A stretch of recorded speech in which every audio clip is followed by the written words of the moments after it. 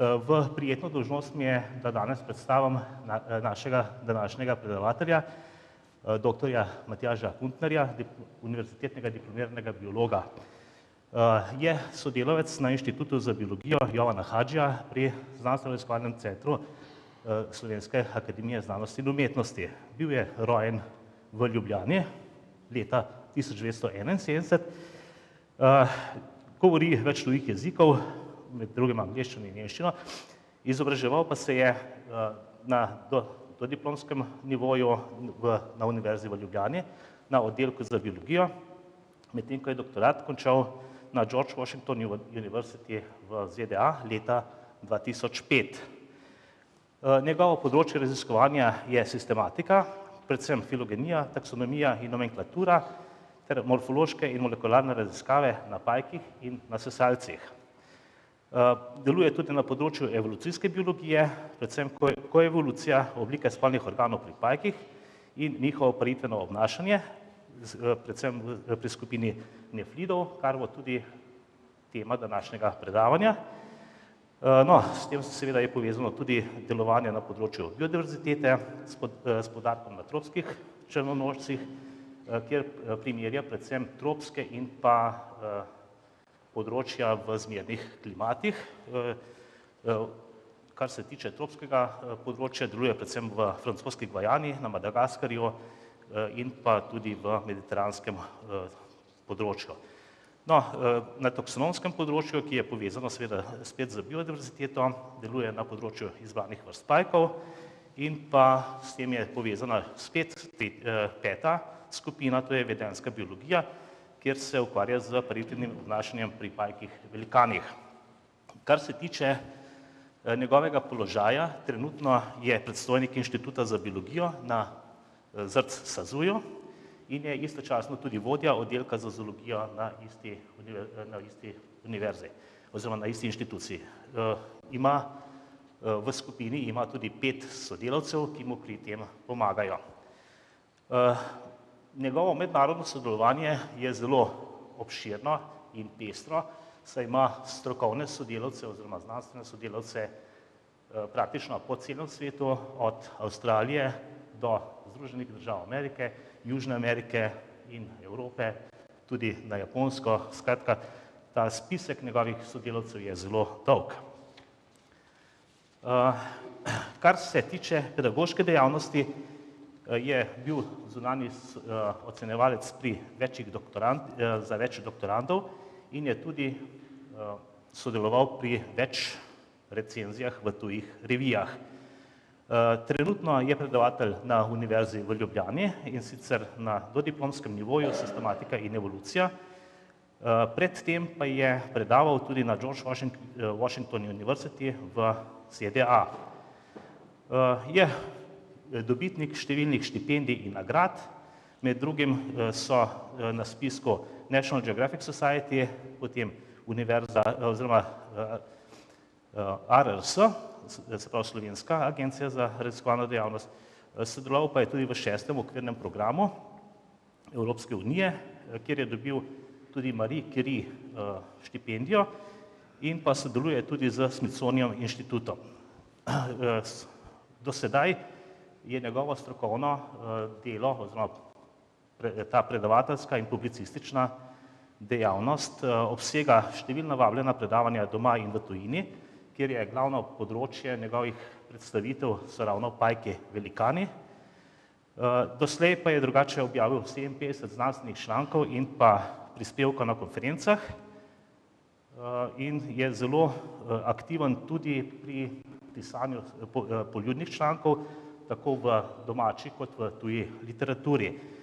Medtem bi rad omenil, oziroma velja poudariti, da ima tudi številne intervjuje in pa kratke novice v tujih časopisih, kjer je ta spisek, kako bi rekel, zavidanje vreden. Sodeluje oziroma ima objavljena kratke novice v Smithsonian Journal, potem z Reutersom sodeluje z BBC News, Science, Nature, Scientific American in National Geographic. Tako da današnji predavatelj je vsekakor strokovnjak na svojem področju, tako na znanstvenem, kot tudi na strokovnem nivoju in bi ga prosil, da sedaj predstavi svoje delo in pa, da potem po končanem predavanju oziroma predstavitvi še opravimo kratko razpravo oziroma da odgovorimo na vprašanja, ki jih mogoče med tem predavanjem ne bodo predstavljena. Prosim. Najlepša hvala profesorju Branclju za tako izčrpno predstavitev. To je bilo res izčrpno, hvala. Tudi bi se zelo lepo zahvalil, da sem povabljen v to čudovito dvorano, v to eminentno družbo. Prav čast mi je, da lahko kdaj pa kdaj predstavim svoje delo tudi doma, v domačem jeziku, kar je tudi precejšen izziv.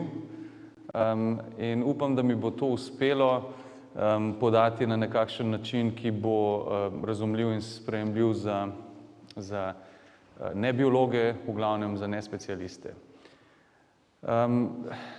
Danes vam bom govoril o pajkih velikanih in o določenih evolucijskih vzorcih, ki sem jih odkril znotraj te skupine in o katerih večkrat govorim.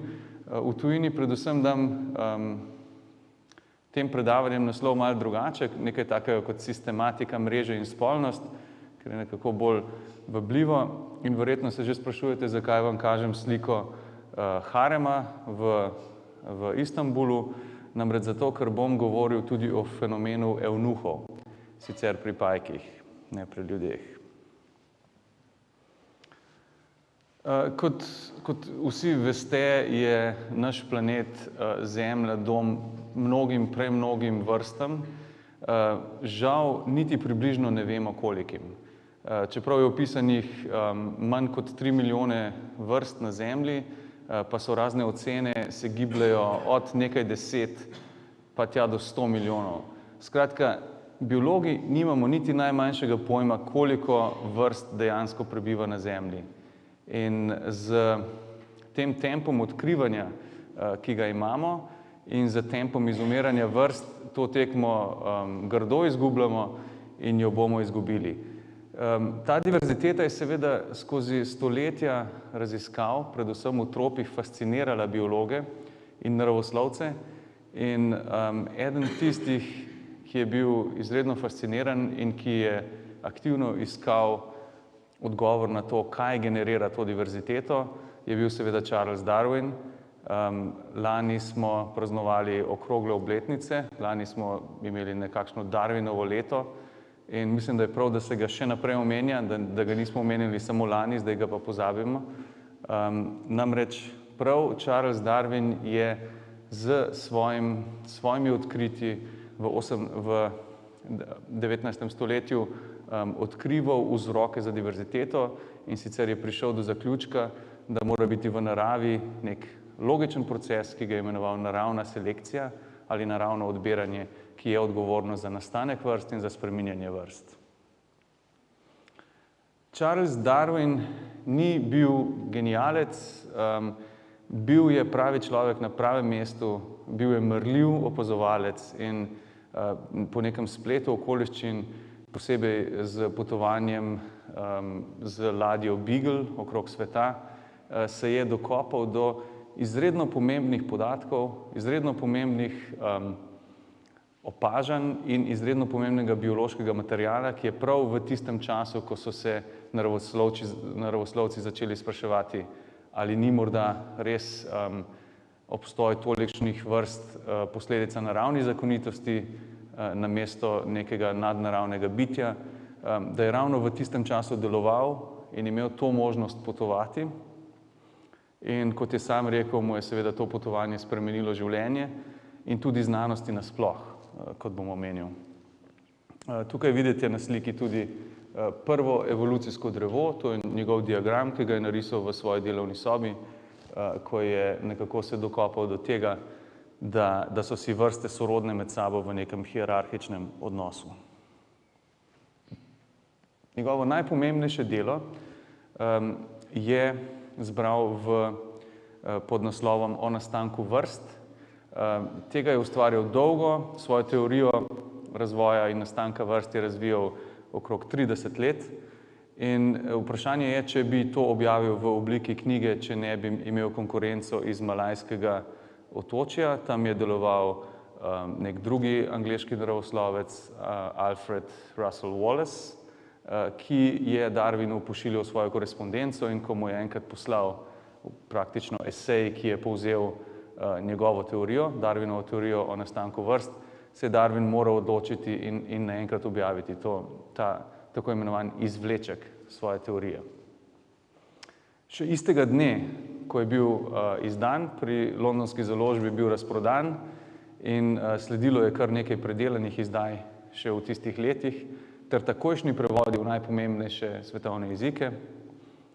Slovenci smo dobili svoj prevod šele leta 1954 in v veliko veselje mi je, da vam lahko sporočim, da je na voljo čisto nov, še svež, novi prevod tega epohalnega dela v založbi ZRC SAZU in ki ga lahko že dobite. Letnico ima 2009, ker smo lovili še tisto okroglo obletnico. Praktično je pa išlo to šele pred kakšnim mesecem iz tiskarne. To delo ni samo za biologe, jaz ga sicer imenujem biobiblija, ampak je tudi nekako za splošni krog intelektualcev, to je pač ena od najpomembnejših knjig človeštva, zagotovo. Zdaj, ko sem Darwina toliko omenjal, se bom mogoče malo spustil v moje oziroma naše raziskave evolucijske biologije nasploh. Konkretno bom pa govoril o pajkih. Zakaj pajki? Ne samo, da so mi všeč že celo življenje, so se izkazali za izredno dober model za razne študije od biodiverzitete do evolucijske biologije. Pajkov trenutno poznamo okrog 41.000 vrst, toliko jih je bilo opisanih ali pa revidiranih, vendar se po naših ocenah prava številka njihove diverzitete giblje bliže 100.000 vrstam. Večina vrst je torej še neodkritih, večina se jih tudi skriva v tropskih gozdovih, kamor nekako še vedno redko hodimo bolj masovno vzorčiti. Tako da veliko je še za odkrit. V mojih potovanjih v tropske kraje sem pomagal odkriti ali pa celo sem opisal mnogo novih vrst. O nekaterih od teh bom govoril. Vendar bom danes se vseeno bolj osredotočil na te pajke gigante, ki pa so v bistvu v tem pogledu izjemni, saj so bili poznani že prvim naravoslovcem v tropskih krajih in sicer tole so slike njihovih velikosti. Na levi sliki vidite primerjavo odrasle samice z velikostjo človeka, torej so to eni izmed največjih pajkov, ki pa sedijo na mrežah. V nasprotju s ptičjimi pajki, ki so prav tako veliki, ti morajo premagati gravitacijo na mrežah. Na desni sliki pa vidite velikost samčka, ki je miniaturen proti ogromni samici in pravzaprav velik del odraslega življenja preživi bodisi v njeni mreži, bodisi kar na njej. In o tem bom danes tudi malo govoril. Temu fenomenu, ko je samica tako ogromna in samček tako majhen, pravimo pač en od ekstremnih spolnih dimorfizmov v živalskem svetu. Spolni dimorfizem je relativno pogost, vendar v take ekstreme gre redko kdaj, posebej pri kopenskih organizmih. Kot vidite, je samica dovolj velika, da na njej prebivajo celo manjše muhe. Skratka, to je pri nevretenčarjih precej izjemno. Relativno velikosti samic so potem gigantske tudi njihove mreže. Njihove mreže obsegajo včasih več kot 1,5 metra v premer in tukaj je pač ena slika iz otoka Rodrigues v Indijskem oceanu, kjer smo študirali arhitekturo njihovih mrež. In pravzaprav so zelo fascinantne naprave. Ne samo, da se v njih lahko ujame relativno enormen plen proti drugim pajkom. V njihovih mrežah živijo tudi miniaturni pajki neke druge družine, pteridiide, ki jih imenujemo kleptoparaziti. saj živijo nekakšno parazitsko življenje in kradejo gostitelju ostanke hrane. Ugotovili smo, da so celo predatorji njihovih mladičkov komaj, ko se izležejo iz jajčec. Kot enega od ekstremnih primerov pokažem neko sliko iz Avstralije, ko je ta pajek nefila obvladal plen velikosti ptiča. Vidite, da tudi včasih vzamejo netopirja ali kuščarja. Skratka, to je izjemen arhitekturni dosežek, taka lovilna mreža. Govoril sem o teh gigantih, večkrat sem že omenil rod nefila, vendar so njihovi ozki sorodniki, o katerih bom govoril, jih uvrščamo v družino nefilide in njihovi predstavniki imajo razne arhitekture mrež, ne samo te tipične okroglaste velike mreže, temveč tudi modificirane arhitekture, kot so lestvičaste mreže in potem razne druge modifikacije tega. In tudi o tem vam bom malce predstavil en del teh raziskav. Zdaj bi se pa kar osredotočil na spolne repertoarje pri tej družini nefilide in vam jih bom na hitro predstavil. Ti pajki so znani po tako imenovani akumulaciji samcev, kjer vidite, da se drobni samčki v večjem številu nahajajo na ali ob samici in tekmujejo za njeno naklonjenost. Potem je poznano pri njih tako imenovano oportunistično parjenje, ki pomeni, da se samec pari z samico, ko se le-ta levi in je takrat popolnoma brezmočna, ker se njena hitinjača še ni posušila in se ne more braniti. Poznamo tudi tako imenovano čuvanje partnerja, kjer miniaturni samček pravzaprav na samici ali tik ob njej čuva pred vdorom njegovih rivalov. Poznamo tako imenovano vezavo partnerja, kjer mali samec vleče niti po samici in jo tako nekako zaprede. Poznamo tako imenovano emaskulacijo ali genitalno mutilacijo, kjer samec distalni del svojega spolnega aparata odlomi in s tem delom odlomljenega spolnega aparata nekako začepi ali zamaši samičine parne spolne odprtine. Pajki imajo parne spolne organe. Tu pa se bizarnost ne konča, namreč nekateri samčki potem popolnoma odlomijo celoten spolni organ in so to tako imenovani evnuhi. In pa poznan je tudi spolni kanibalizem, v katerem samica, ki nekako ali ni receptivna ali pa hoče kontrolirati potek parjenja svojega snobača, kratko malo vzame in ga požre. Zdaj, v velikem delu mojih raziskav jaz poskušam razložiti evolucijske vzroke za te na prvi pogled bizarne spolne repertoarje. In glede na to, da sem imenoval to predavanje tudi sistematika mreže in spolnost, bom zdaj na hitro sumariziral, kaj sploh vem o teh pajkih. Ta družina trenutno ima 4 rodove, vsaj tako nam filogenetske študije kažejo. Eden od njih se imenuje Clitaetra. Znotraj njihove sistematike je samo 6 vrst, eno sem opisal kot novo, je pa filogenetsko pomemben rod, saj je nekako evolucijsko izvoren vsem ostalim. Ti pajki gradijo mreže na drevesih, ki se tesno prilegajo deblu, ter imajo nekakšno obliko, nekakšne lestvice, njihova spolnost pa je precej nepoznana. Drugi rod, ki ga bom še omenjal, je Herenija, ki poseljuje jugovzhodno Azijo in Avstralazijo.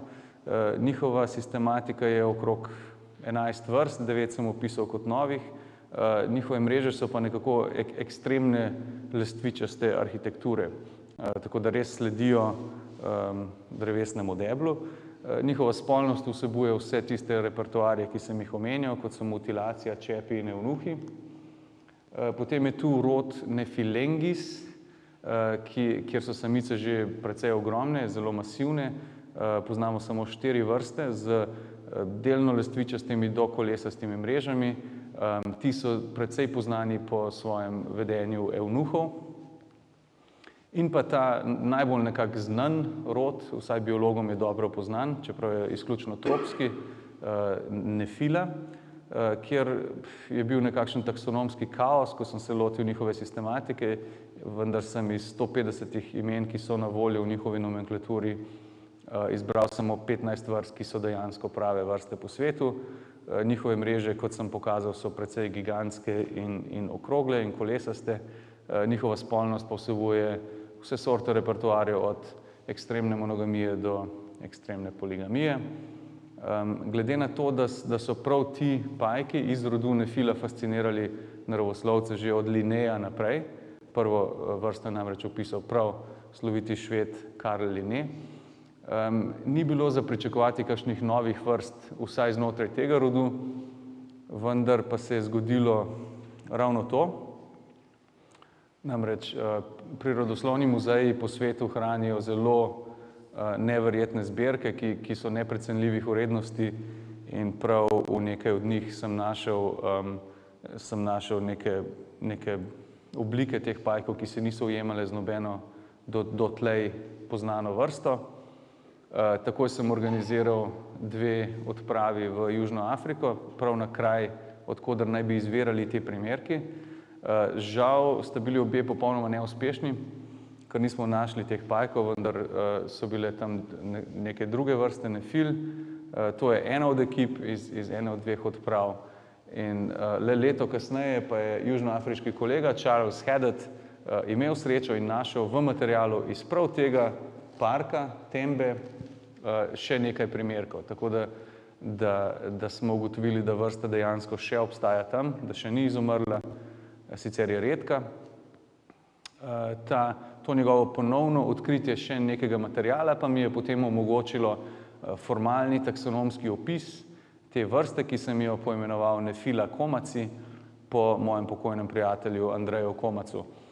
To sva objavila skupaj z mojim bivšim mentorjem med doktorskim študijem, Jonathanom Coddingtonom iz Smithsoniana. In sicer sva požela nekaj medijske odmevnosti zaradi tega članka. Pokrivali so najo po raznoraznih masovnih medijih, bolj ali manj specializiranih. Ta vrsta je dobila tudi svoj wiki page, kot vidite. Skratka, precej nenavadna medijska odmevnost nekega relativno navadnega biološkega odkritja, se mi je zdelo. V tej študiji pa nisva samo opisala te vrste, temveč sva tudi detaljno analizirala evolucijske spremembe, kako poteka evolucija gigantizma, oziroma poskušala sva ponazoriti in razjasniti naravo nastanka ekstremnega spolnega dimorfizma. Kar naj samo na kratko razložim, da je na levem delu filogenetske, to so filogenetske povezave med temi vrstami, se pravi sorodnost med temi vrstami, na njih pa smo nekako ponazorili povprečno velikost samic na levi strani in povprečno velikost samcev. In ugotovili smo, da velikost samic v evolucijskem času narašča vztrajno in monotono od relativno majhnih pajkov do gigantov z največjo prav to vrsto, ki je bila na novo odkrita. In tukaj to skupino so imenovala klad gigantskih samic ali pač velikanskih samic. Po drugi strani pa velikost samcev, čeprav je seveda kontrolirana z podobno genetiko, saj z genetskim ozadjem, pa nekako ne sledi temu vzorcu, korelacije ni nobene med spremembo velikosti samic in samcev. In to smo razložili s tem, da samice vztrajno sledijo selekcijskim pritiskom za večjo plodnost, namreč pri nevretenčarjih velikost pomeni tudi več jajčec in je to nekakšen logičen selekcijski pritisk. Samci pa nujno potem sledijo nekim popolnoma drugačnim selekcijskim pritiskom, ki so po mojem mnenju, in to sem tudi večkrat že pisal, povezani z njihovimi spolnimi vedenji in to nas potem privede nazaj k tem repertoarjem, o katerih govorim. V neki drugi študiji sem s sodelavci analiziral evolucijo mrež in sicer ne samo velikosti, temveč tudi arhitekturnih sprememb mrež znotraj te skupine. In pokazali smo, kar je seveda logično, da skupaj z evolucijo velikosti samic proti gigantom se relativno spreminja tudi velikost mrež in seveda to gre v isto smer. Pokazali smo pa tudi, da se arhitektura spreminja od prednikov, ki so delali kolesaste mreže, preko razvoja nekakšnih lestvičastih in potem ekstremnih arborikolnih mrež nazaj v okrogle, kar pomeni, da je vsaj po teh rezultatih prednik nefile ponovno drugič ali konvergentno ali paralelno izumil kolesasto arhitekturo mreže.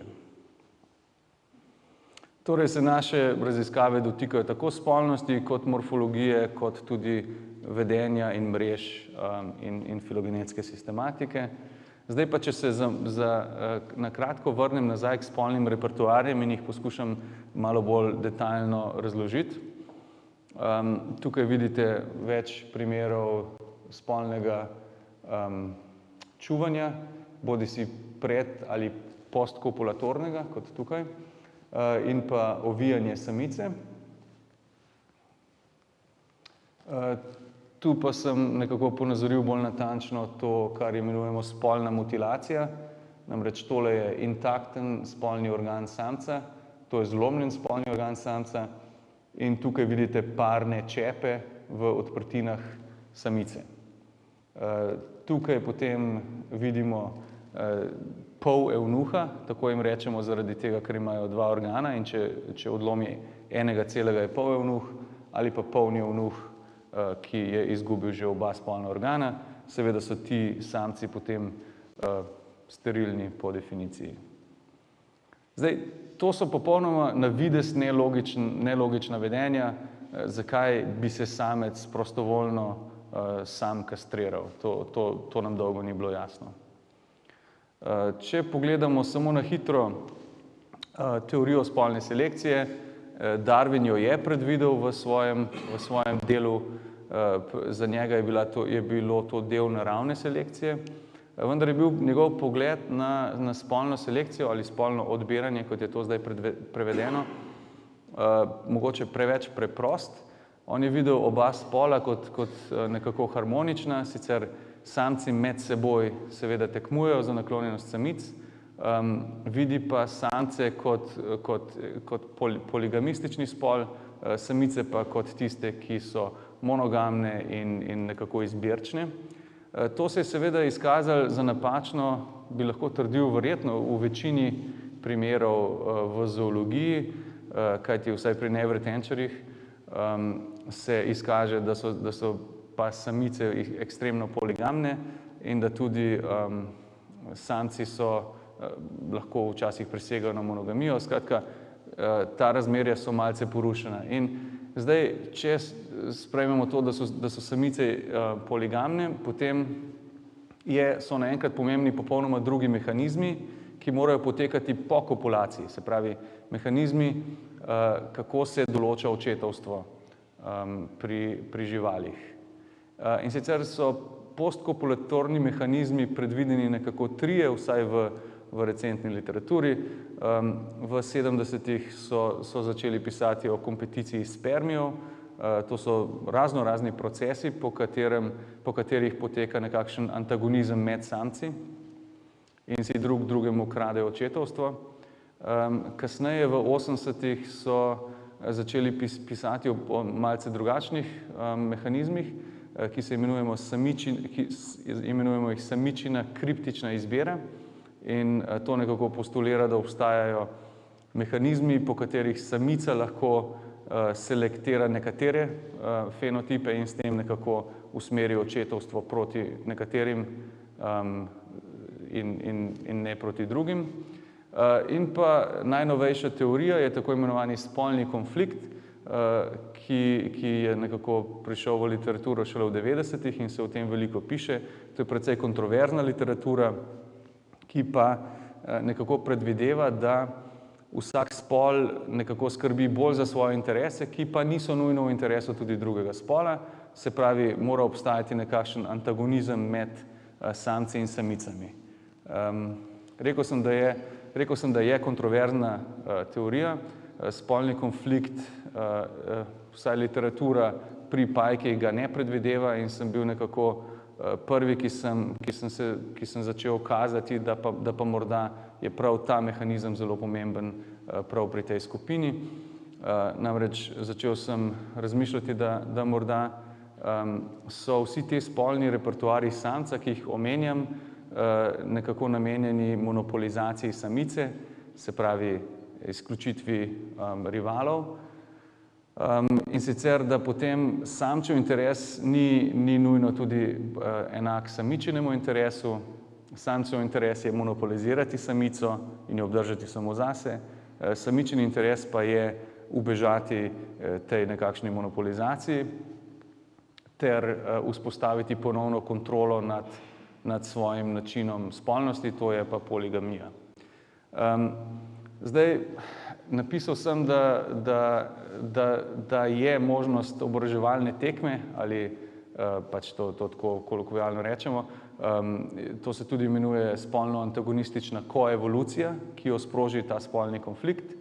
In sicer, da se v evolucijskem času razvijajo prilagoditve enega spola, bodisi morfološke, bodisi vedenjske, ki potem sprožijo proti prilagoditev drugega spola. In tako nekako se potem začne nekakšna evolucijska oboroževalna tekma.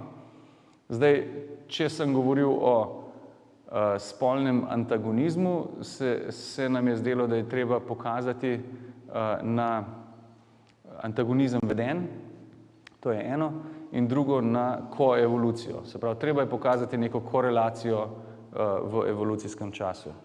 In zdaj bom mogoče razložil samo tako približno, kako smo se lotili tega dela.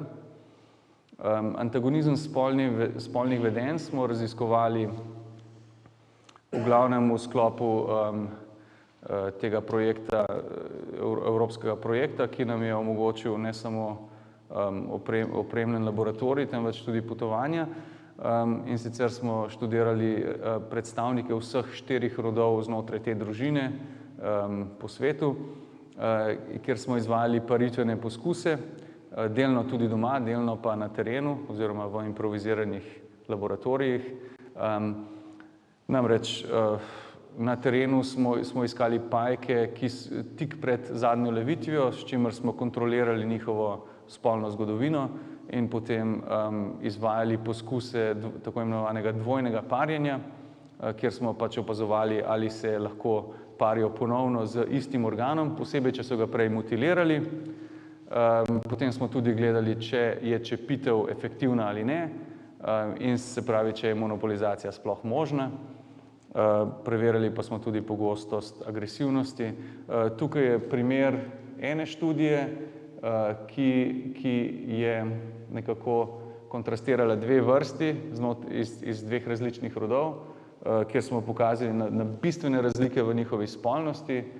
Pogostost čepitve pri nefili je bila nizka, pri hereni je bila visoka, čepi so bili popolnoma nefunkcionalni pri nefili in popolnoma funkcionalni pri hereni in tako naprej in tako naprej. Ti niso imeli evnuhov, ti imajo evnuhe in posledično je tu prisotna ekstremna poligamija, pri tem pa to ni možno. Skratka, če povzamem to, bi rekel, da samčeva monopolizacija kot strategija pri nekaterih je uspešna, pri nekaterih pa ni uspešna. Podobno smo delali tudi na 2 vrstah nekega drugega rodu, kjer smo našli podobne rezultate. In zdaj, če to nekako narišemo na poenostavljeno evolucijsko shemo odnosov med vrstami, lahko rečemo, da na delu filogenije samčeva monopolizacija deluje. Monopolizacija tukaj je uspešna, vendar pa distalno, kasneje v evolucijskem času, ta postane neuspešna.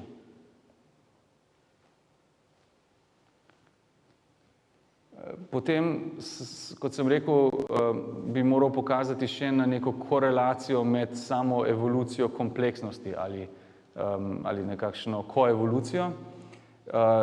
To smo izvedli na precej preprost način, vendar smo uporabili neko filogenetsko metodo, ko koreliraš razvoj znakov na filogenetskem drevesu in smo pokazali, da obstaja neka signifikantna korelacija razvoja kompleksnosti pri samcih in samicah. In sicer smo to razložili z oboroževalno tekmo na način, ko samček z namenom boljše monopolizacije, boljše funkcionalnosti čepov poveča kompleksnost svojih genitalij in lomljenje in samica odgovarja v evolucijskem času z razvojem protiprilagoditev, kot so povečanje kompleksnosti njenih genitalij in tako naprej.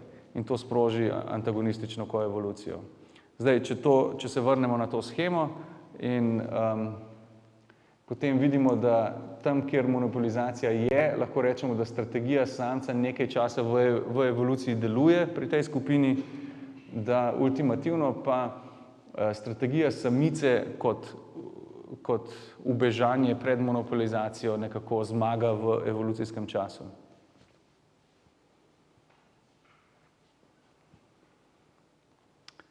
Zdaj je pa treba samo še razložiti ekstremno monogamijo pri samcih.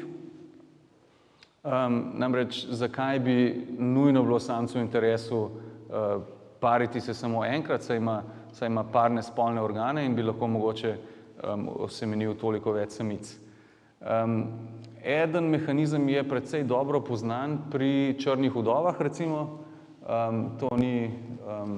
To niso naše raziskave, temveč raziskave kanadske skupine, ki so pokazali, da obstaja nekakšen ritual samožrtvovanja ali spolnega žrtvovanja, pri katerem se samec nekako ritualno ponudi po kopulaciji kot obet. V samčevem interesu torej je lahko, da je kanibaliziran, potem, ko že prenese spermo. In sicer se to enostavno razloži z ekstremno monogamijo in skrbjo za zarod, namreč s tem priskrbi svojim potomcem prepotrebne nutriente za dober razvoj. Tega mehanizma ni pri skupini nefilide, ki jih preučujemo mi, namreč kljub temu, da smo pokazali, da je spolni kanibalizem prisoten v 75% primerov, pa samčki vedno poskušajo pobegniti pred kanibalistično samico. Torej mehanizem drugačen in tale nekako drugi način ekstremne monogamije je ta, ki ga nekako imenujemo eunuhi, fenomene eunuhov ali kastracija.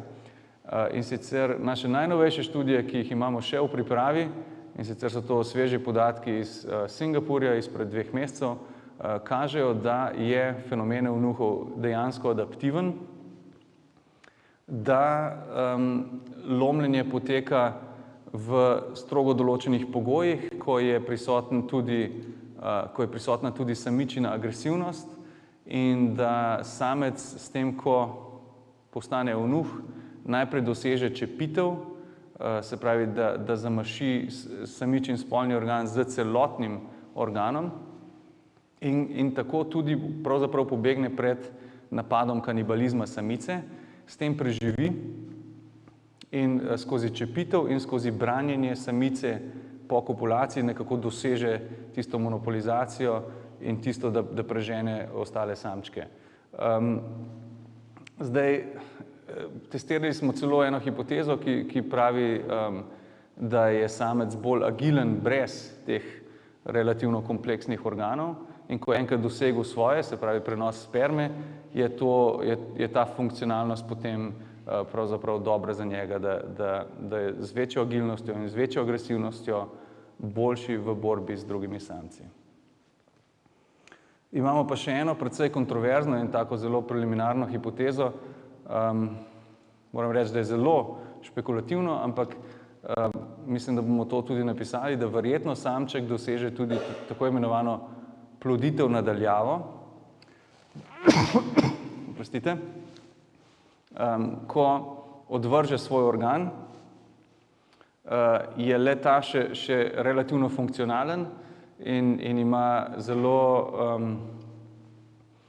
kompleksne sklerite in mehanizme membran, ki še naprej pulzirajo in očitno še naprej prenašajo spermo, tudi ko je ta organ že na neki drugi lokaciji. Tukaj vidite sliko samčka, ki mu ni uspelo pobegniti pred samico in ga zdaj pravkar žre. Medtem je pa mogoče on po tej hipotezi dosegel svoje, namreč nadaljavo se njegov organ še vedno pari in prenaša spermo. Toliko o tej skupini Nefilide. Darwin je bil vizionar, kar je on napisal v veliki meri, sicer danes vemo precej več, ampak v veliki meri še vedno drži. Mehanizmi so tam s tem, da pač najnovejše evolucijske raziskave jih samo potrjujejo oziroma nadgrajujejo. Tako da težko bi rekel, a si je dejansko mislil, kako vplivno bo njegovo delo ne samo na biologijo, ampak na kako mišljenje človeka oziroma znanost nasploh. Njemu na čast sem opisal to novo vrsto, Cerostris darwini. Zdaj sem prešaltal na eno drugo skupino pajkov,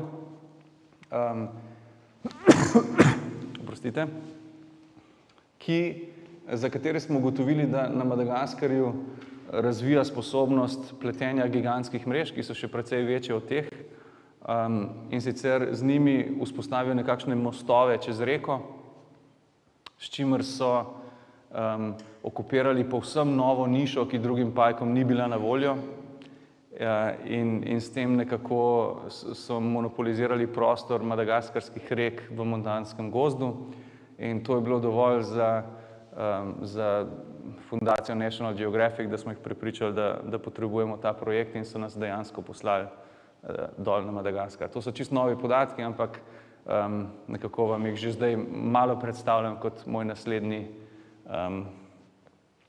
kot moj pač del naslednjih odkritij. Nič od tega ni možno brez mojih tesnih sodelavcev, bodisi študentov, postdokov ali mojih dveh malih volonterjev, tako da se v prvi meri zahvaljujem njim in pa tudi seveda kopici sodelavcev in drugih ljudi po svetu, ki so mi omogočili taka fascinantna odkritja. Vam se pa seveda zahvaljujem za pozornost za tako bizarno temo in sem seveda odprt za kakršnakoli vprašanja, pojasnila, komentarje. Hvala lepa.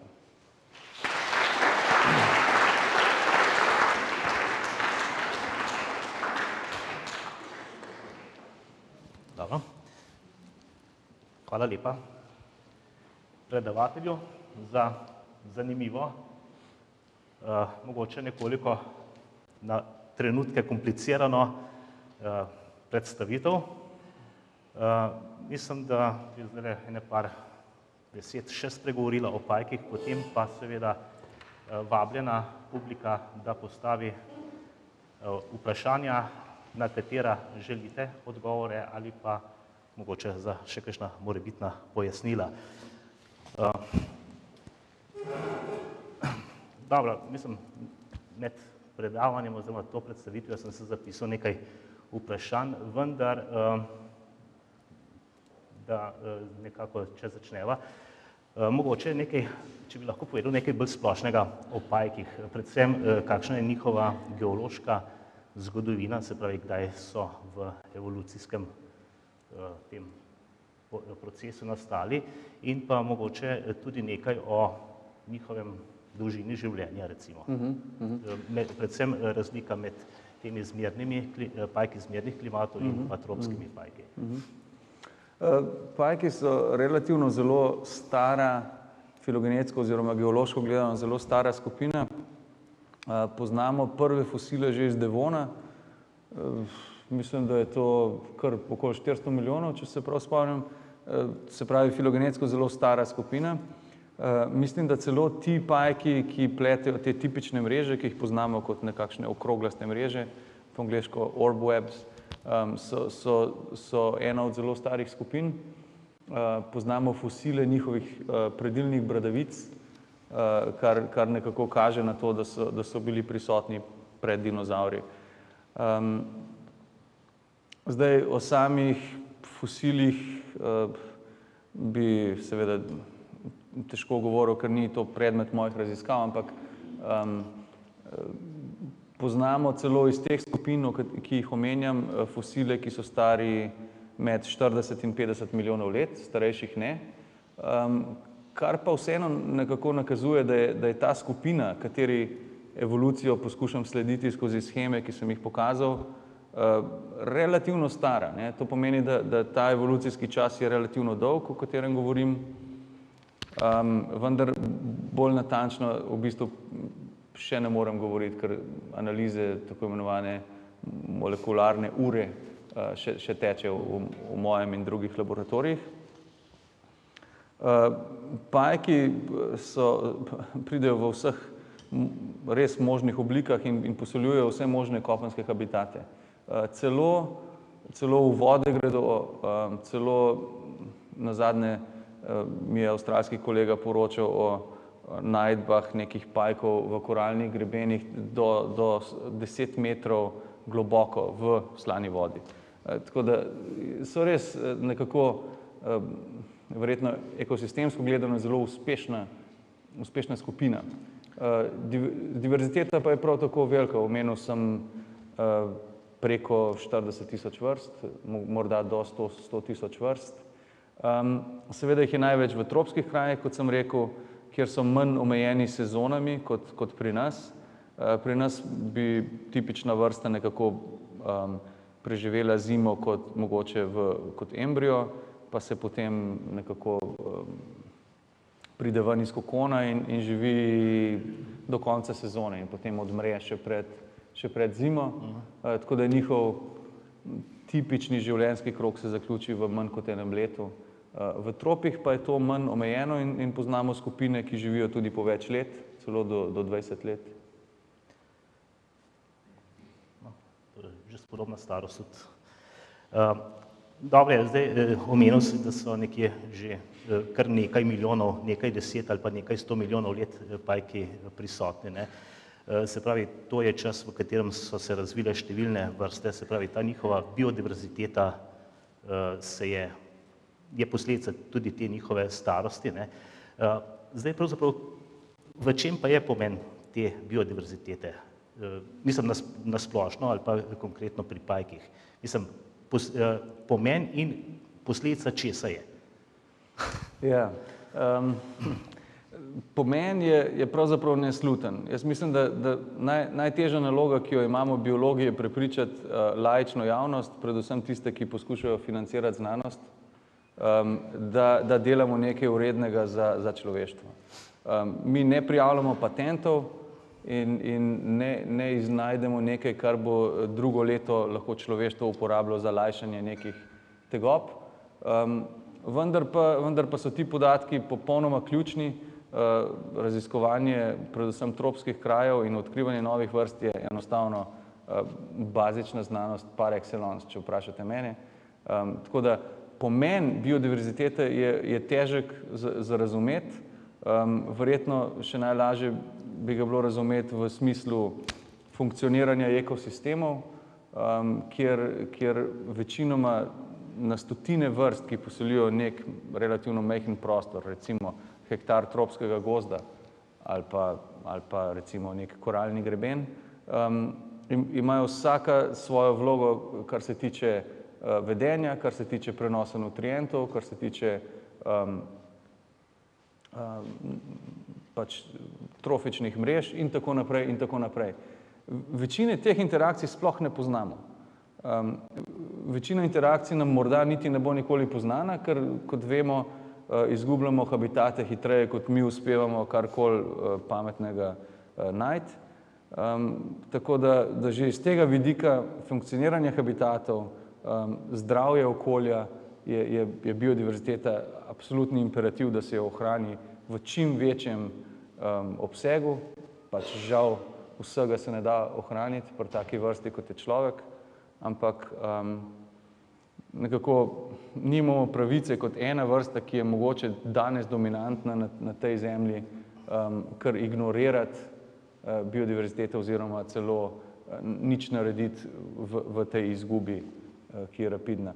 Potem pa je seveda tukaj še genska diverziteta ali pa seveda popolnoma neka funkcionalna diverziteta samih fiziologij, kemičnih sestavin, rastlin, živali. Pravzaprav niti ne vemo, kaj izgubljamo, ki bi jih lahko nekako bolje vključili v neke raziskave za blagostanje človeka. No, zdaj še mogoče za publiko bolj zanimivo vprašanje. Omenil si 41 000 znanih vrst, 100 000 potencialno, oziroma 60 000 potencialno še neopisanih vrst. Kako poteka pravzaprav prepoznavanje in pa opisovanje na take vrste? Mislim, ker to je konec koncev neke vrste patentiranje, če delamo primerjavo z tehničnimi ali pa kakšnimi drugimi vedami. Pravzaprav je. Velikokrat nas drugi bolj moderni biologi obtožujejo, da smo mi bolj nekaki deskriptivci in da v bistvu samo nekaj opisujemo in rišemo. To seveda ni res. Zdaj, kako se odkrije vrsta, je vprašanje, ali greš na teren, ali to najdeš v muzejih. Ampak sama detekcija, kaj je novo, kaj je res neopisana vrsta, kaj ne, pa nekako je po mojem mnenju bolj kot znanstvena hipoteza. Ti po svojih najboljših močeh, po poznavanju stare literature, po poznavanju primerkov, po poznavanju morfologije predvsem, danes vedno več tudi DNK, nekako prideš do neke najboljše možne ugotovitve. Redko kdaj imaš na voljo toliko podatkov, kot bi si jih želel, da imaš resen pregled nad variacijo, kaj je znotraj vrstna, kaj je medvrstna variacija, ali se ta potencialna vrsta lahko pari in ima potomce z drugimi ali ne, ali gre resnično za neko bariero. Redko kdaj je toliko podatkov na voljo, da si čisto prepričan, tako da je pač taksonomija nekakšna znanost, kjer pač verjetno tako kot druga področja znanosti, kjer postaviš hipotezo po svojih najboljših močeh in nekako upaš na to, da se bo to potrdilo tudi skozi nove in nove teste te hipoteze. V tem primeru hipoteza je vrsta, ki je drugačna od vseh ostalih.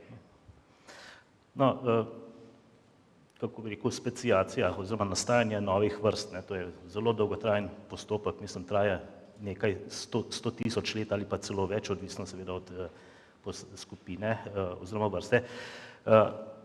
V bistvu sta dva principa nastajanja teh vrst. Enega si tukaj dobro opisal na primeru te spolne oziroma vojne med spoloma. Drugo je pa seveda ta, da prihaja do čist geografske izolacije. Koliko so pravzaprav pajki takole mobilni, ker v naših klimatih oziroma v naših krajih vemo, da včasih pajki potujejo na predvsej velike razdalje in predvsem v jesenskem času včasih z neba padajo štrene, tele pajčevine. Mislim, kako je pa nasplošno to? Tako je, res je tako, da pajki znajo potovati, vsaj v določenih stadijih, ko so relativno majhni, se lahko, vsaj večina skupin, spuščajo z vetrom. In sicer pač proces je precej preprost.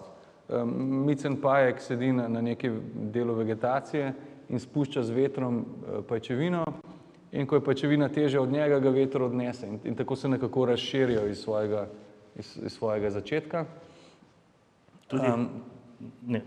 Tudi nefilidi lahko to delajo, verjetno pa ne vsi. Celo znotraj ene skupine so zelo velike razlike v mobilnosti, vsaj jaz tako mislim, tudi glede na naše originalne študije njihove genetske diverzitete po rodovih. Tako da so razlike, So pa potem pajki, ki so zelo sedentarni, kot so recimo ptičji pajki v tropih, ki recimo živijo v rovih in so relativno veliki in relativno slabo mobilni, ki pa precej težje okupirajo nove terene. Zdaj, kako pridejo pajki na oceanske otoke, ki so recimo stari samo nekaj milijonov let, je vprašanje, verjetno z vetrom, verjetno delno tudi z slučajnimi nanosi kakšnega sedimenta z viharji. Včasih sinantropno, imamo celo kupico primerkov, vrst, ki jih je človek zanesel recimo z trgovino sužnjev iz Afrike v Brazilijo in so se prav lepo prijeli v neotropih in tako naprej. Skratka, so precejšnje razlike med skupinami pajkov. Ja, še ena zadeva je, tukaj si omenjal, recimo, da samice težijo k čim večji telesni masi oziroma velikosti, ker je to povezano z rodnostjo. Mislim, temu v ekologiji rečemo strategija razvoja, se pravi, da poskrbijo za veliko število mladičev oziroma potomcev, za katere pa načelno niti ne skrbijo potem. In zaradi tega je tudi ta stopnja preživetja teh mladičev razmeroma majhna. No, po drugi strani si tudi omenil, da je s tem povezano tudi to spolno žrtvovanje pri številnih vrstah, 75% si omenil, da je tega. Mislim, a je ta majhen samc, ki se žrtvuje tej veliki samici, res velik energetski prispevek k ohranjanju ali pa k nastajanju novih jajčec oziroma novih mladičev, novih potomcev. Mislim, lahko kaj o tem? Verjetno je. Jaz bi rekel, da je. Vsaj tako tudi študije na nekaterih skupinah kažejo, da je pač nek skupek nutrientov, ki se imenuje samček, dovolj, da samica nekako preživi. Istočasno pa morda tudi dobi dovolj nutrientov za dan, dva, da ji nekako zniža aktivnost ali pa morda tudi nadaljnjo spolno aktivnost. Tako da vprašanje je, če so te nutrienti res toliko dovolj ali je to bolj nekakšen ritual.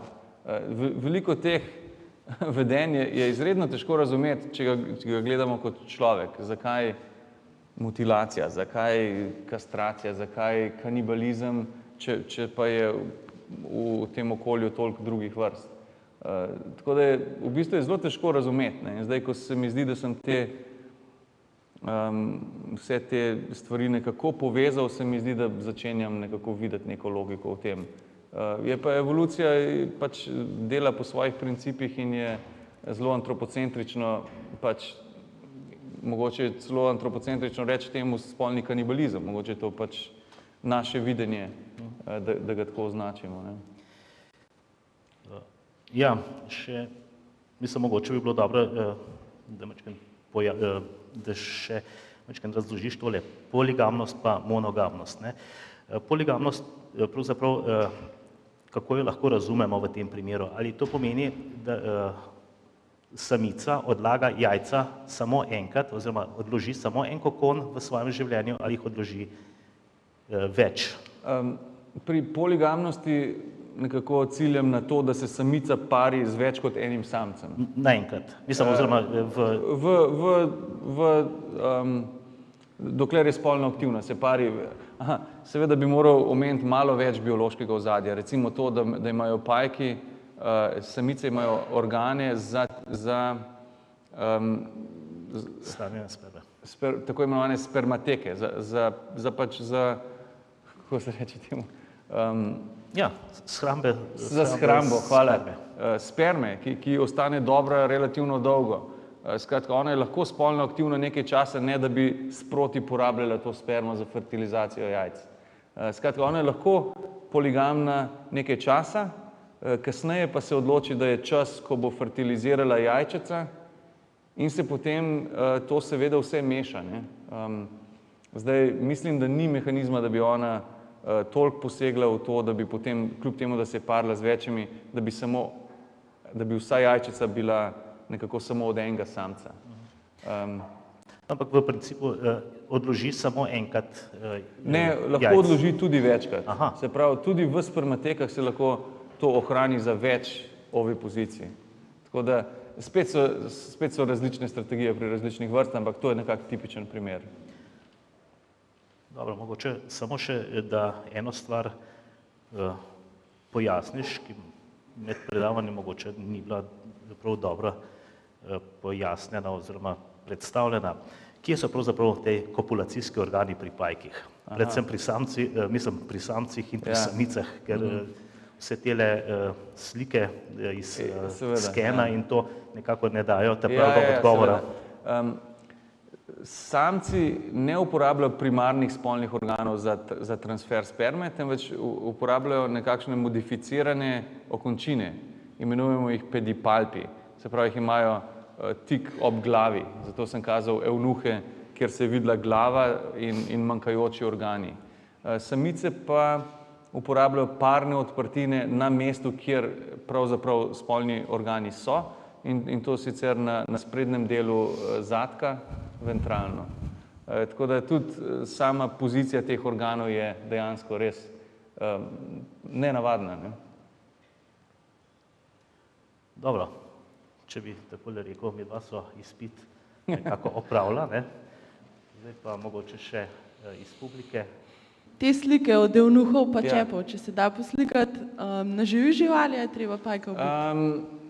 Da se, čeprav tiste črno-bele slike so pod elektronskim mikroskopom, to so mrtvi preparati, ker je pač resolucija toliko boljša. Zdaj imamo že dosti dobre fotoaparate z dosti dobrimi objektivi, da bi se dali tudi pri živih, vendar se ne vidi tako dobro. Ampak nekako se da, ne, ker niso čist miniaturni. Recimo njihov spolni organ, pedipalp, ki prenaša spermo, ki se ga potem odvrže, je recimo tudi milimeter velik, tako da se da tudi videti. Na treniranega opazovalca, tako kot sem jaz, to vidi s prostim očesom, ne, ko prideš do mreže. Mene pa zanima, recimo to, ko ste prikazovali hranjenje, recimo lov ptice ali pa plazilca. Za koliko časa lahko se hrani s takim plenom, ali ga lahko kaj konzervira, ali je to, mislim, sploh količina? Ja, to so bolj taki enkratni fenomeni, kjer mi kolegi pošiljajo slike iz raznih delov sveta, češ tukaj je ujel kuščarja, tu je ujel kačo, tako da samo originalnih podatkov nimam o tem. Tiste slike so res bolj izjemne. To sem pokazal bolj kot kaj zmore mreža. Tako da ne bi znal povedati, koliko časa se hrani, niti kjer dele vretenčarjev, ki so nenavaden plen, sploh lahko prebavi. Posebej pa potem ne vem, a to sploh zdrži več dni ali ne. Po mojih originalnih podatkih je takoj, ko te pajke dobijo nek velik plen, govorimo o teh tropskih nefilah, prihromijo majhne mušice in začnejo krasti in samico zelo nervirati. Za pajčevine se ve, da je to res fenomenalen material, se pravi kemične lastnosti in še posebej fizikalne, se pravi natezna trdnost je bistveno večja od jekla. Tisto, kar pa mene zanima je, a je uspelo že mogoče laboratorijsko izdelati podobno snov, podobne polimere, oziroma zakaj že toliko časa to ni bilo možno izvesti? Ja. To je zelo zanimivo in to je precej novo področje raziskav, s katerimi se ukvarjajo res dobro opremljeni laboratoriji. Poznam jih nekaj v ZDA, pa verjetno so še drugod. To je res, da je material kot tak na enoto površine ali debeline je v bistvu najtrši biološki material. In tudi prekaša mnoge izdelane materiale kot kevlar in tako. Seveda so veliki nameni teh laboratorijev, da se to reproducira ali pa celo proizvaja. Jaz mislim, da še niso tako daleč. da seveda struktura kemijska je poznana in jo lahko nekako sestavijo, vendar fizikalno se nikoli ne vede potem enako kot prava nit. In to mislim, da ne vejo zakaj. Je pa res, da te raziskave sponzorira v glavnem Department of Defense ali pa NATO ali pa NASA, tako da po mojem so tudi rezultati precej skrivnostni. Tako da pravzaprav vam ne znam zdaj povedati, koliko daleč so. Ampak imamo stike s temi laboratoriji, predvsem znotraj teh raziskav, ko sem kazal ta projekt z National Geographicom, kjer istočasno z dokumentacijo in študijem teh mrež v naravi študiramo tudi njihove fizikalne lastnosti v laboratoriju, ker bi radi videli oziroma pokazali, da so evolucijsko gledano prišli do nekih izboljšav. Vendar, kot pravim, mislim, da še niso tako daleč, da bi lahko niti kar izdelovali. Če narišete velikost pajkov v odvisnosti od časa skozi evolucijo, kako to izgleda? Je to linearna odvisnost? V tem primeru, ki sem ga bolj pobliže gledal, te sheme, ki sem jih kazal, je to precej linearno. Seveda, to bomo testirali še z novimi filogenetskimi metodami, ker sama shema evolucijskih odnosov je temeljila na že nekaj let stari filogeniji, zdaj dodajamo še molekule, da bi to testirali. Ampak izgleda, kaže, da je šlo precej linearno, oziroma celo, da je mogoče bil eden preskok v nekem monotonem naraščanju, se potem je nekakšen, temu smo rekli, nekakšen prak, po katerem, ko neko velikost presežejo, še bolj skokovito pride do tistega gigantizma. In sicer smo to razložili nekako, da je ta prak pravzaprav neka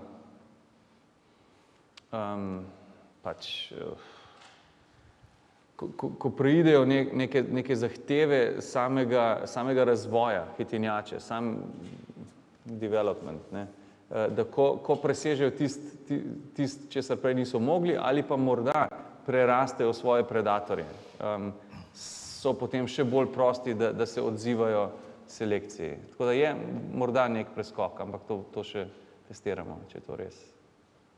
Lahko samo dodam eno vprašanje oziroma neko pripombo.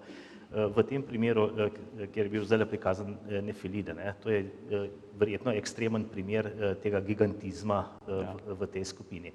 Običajno je ravno ta primer gigantizma potem vodil tudi v izumiranje, v izumrtje ali vrste skupine. Se lahko o čem podobnem tukaj predvideva? To je pa zelo dobro vprašanje. Po mojem, tukaj ne bomo mogli govoriti o direktnem izumiranju, ker govorimo o relativno že dolgem evolucijskem času. Bi pa rekel, da verjetno pa je v večini primerov gigantizma to dejansko res. Ker gigantizem včasih nastane na otokih, na nekih zelo izoliranih krajih, kjer potem, vsaj kot smo videli na primerih raznih vretenčarjev, dejansko pride do izumrtja, ker enostavno ne more to iti v nedogled. Pride tudi do kopičenja genetskih, kako bi rekel, škodljivih mutacij.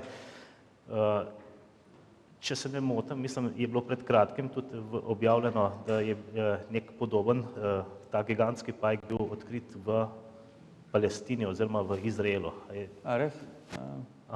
To pa nisem sledil temu. No, v časopisu je bilo in da je to zadeva na razmeroma ozkem območju, se pravi v tem primeru govorijo o nekaj kvadratnih kilometrih, kar je verjetno nekoliko že premalo za preživetje take vrste, se pravi, ker mora biti tudi neka kritična masa osebkov. Samo še eno stvar, če se vrnemo malo nazaj na tele mreže. Pajki predejo, oziroma proizvajajo, predejo ali kakorkoli več tipov mrež. Ene so recimo nosilne, oziroma ene so strukturne, druge so lovilne, nitke.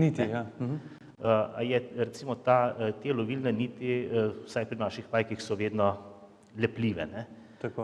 Je v tropih to tudi praksa ali gre tukaj predvsem za to mehansko zapletanje plena potem v te...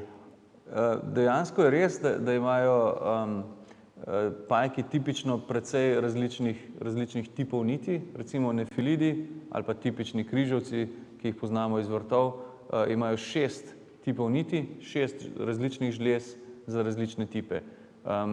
Ene ovijajo kokone, druge so za strukturo, se pravi bolj močne, tretje so za radije ali pa za spirale, ki so potem tudi lepljive.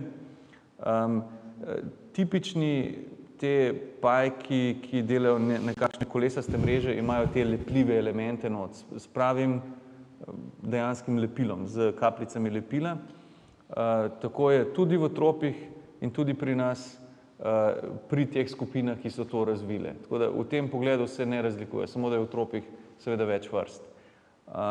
Potem pa poznamo še pajke, ki so pred razvojem teh lepljivih niti obdržali tisto primitivno sposobnost izdelave zelo nakodrane pajčevine, mi jim rečemo kribelatna pajčevina. To je pa poseben tip lovilne naprave, ki deluje fizikalno povsem drugače, čeprav na koncu doseže zelo podoben rezultat, ampak deluje zelo drugače. Tako da tudi v tropih poznamo iz istih skupin pajke, ki imajo čisto podobne nekakšne funkcionalne rešitve kot pri nas. Se pravi, Indiana Jones se ni zapletel v te lepljive mreže, ampak bolj v te kribelatne, kot praviš. Verjetno, ja, tako. Potem Hvala lepa. Nekako se zahvalil predavatelju še enkrat za to zanimivo, poučno in nekoliko eksotično predavanje, mogoče za marsikoga, ampak po svoje pa to seveda tudi del našega okolja, našega življenja in tudi take stvari včasih treba proučevati, o tem nekaj vedeti in želim ti še veliko uspehov pri novih vrstah, pri novih spoznanjih in pa tudi pri dobivanju financ za to. Najlepša hvala.